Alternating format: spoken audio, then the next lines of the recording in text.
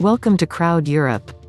Commission invites member states to extend external border closure until May 15. The European Commission has invited the European states part of the Schengen Area, and the associated states to prolong the external border closure for non-essential travel to EU for another month, until May 15. The Commission has assessed that these countries are still exposed to the pandemic, therefore a coordinated approach to the prolongation is necessary, with the same end date and in a uniform manner.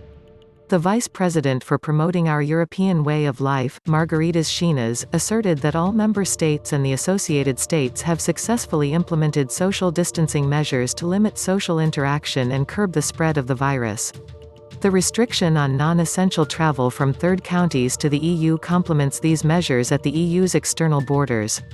While we can see encouraging first results, prolonging the travel restriction is necessary to continue reducing the risks of the disease spreading further. We should not yet let the door open whilst we are securing our house, she said.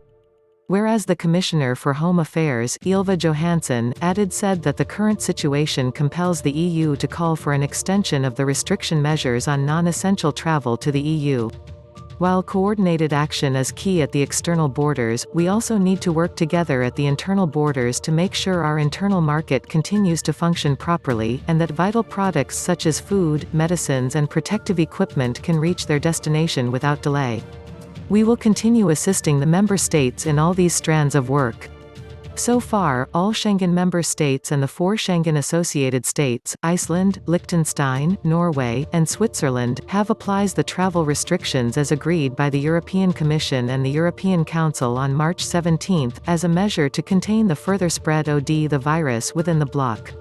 According to a press release of the European Commission, as of the implementation of the EU travel restrictions, air passenger traffic in the bloc has been almost reduced to zero, while the remaining flights are mainly limited to cargo transport and repatriation. It also explains that the Commission will continue to assist the member states in the implementation of the travel restrictions, including through regular discussions in video conference meetings with Home Affairs ministers. Possible further prolongation of the travel restriction beyond after May 15 will be assessed again, based on the evolution of the epidemiological situation. The Commission asserts that parallel and coordinated action at external borders is an essential aspect of a concerted EU exit strategy and the gradual lifting of the current containment measures in Europe. Share and subscribe channel for more news. Crowd Europe.